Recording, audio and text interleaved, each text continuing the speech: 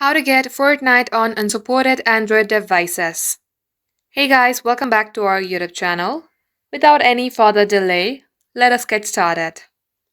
If you are not being able to download this application on your device, then head over to your Chrome store and at the top search bar type in store.epicgames.com.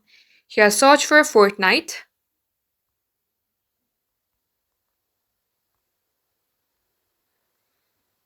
And it will show you various games. Tap onto Fortnite, then tap on install.